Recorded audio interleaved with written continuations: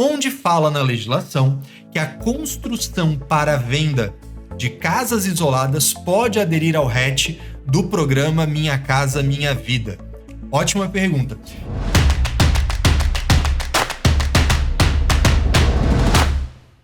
Matheus, a gente precisa entender que existe mais de um RET. Essa é a primeira coisa que precisa ficar claro, tá? Então, você tem tanto a Lei 10.931 de 2004, que vai falar sobre o RET, que vai falar sobre o RET de incorporação, que vai citar a construção ou incorporação, mas também a gente tem outra legislação. A gente tem a Lei 12.024. A Lei 12.024 vai falar especificamente do RET do Minha Casa Minha Vida, e ali ela está mencionando o RET de construção, ou seja, de execução de obra, tá? Então a gente precisa fazer essa distinção, que existe mais de uma lei de onde a gente vai beber da fonte, beleza? Então, quando você olha a Lei 10.931 e a Lei 12.024, você entende, existem várias modalidades de RET. Quando você olha a Instrução Normativa 1435 de 2013, que é a Instrução Normativa da Receita Federal sobre o RET, você também encontra essas mesmas modalidades, inclusive com um trecho separado para falar da construção no Minha Casa Minha Vida. Se não fosse suficiente tudo isso, tem ato declaratório interpretativo da Receita Federal reforçando isso, falando, olha, quando uma empreitada total, ou seja, uma construtora é contratada para executar obra, parará, explicando qual o valor que é considerado.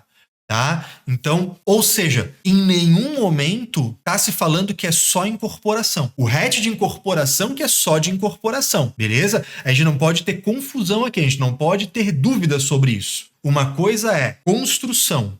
Eu vou construir para vender, ou eu vou executar a construção para um terceiro. Isso não tem nada a ver com incorporação. Outra coisa é RET de incorporação, que pode ser dentro ou fora do programa Minha Casa Minha Vida, beleza? Por isso que eu falo para vocês lá nas aulas do RET que existe mais de uma modalidade de RET.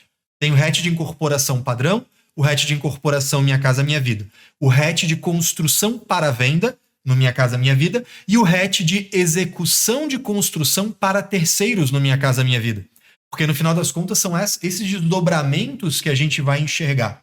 Quer mais um lugar para você confirmar que existe essa pluralidade de modalidades? Vai na DCTF, pega a tabela de códigos de extensão, não precisa ir diretamente na DCTF, no site da Receita Federal tem, e pega as extensões de código do RET 1068, né? Porque tem os dois RETs, o 4095, que é o RET de incorporação padrão, e tem o RET 1068, que é o do Minha Casa Minha Vida.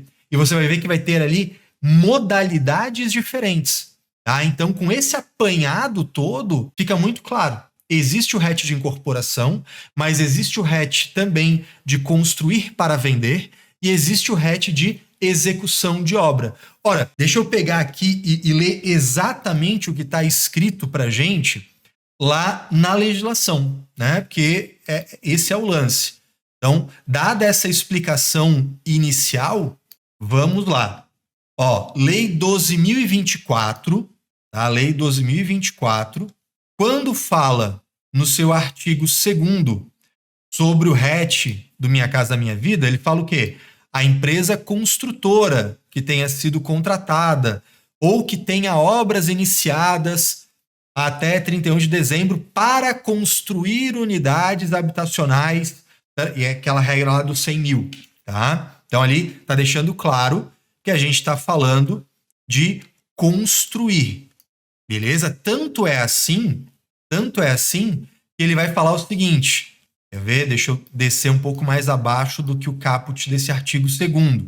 Então, olha só, no artigo 2º, parágrafo 7º, ele vai trazer uma alternativa. Olha, na hipótese em que você construa para vendê-las prontas, o pagamento do 1% é referente à receita mensal de alienação.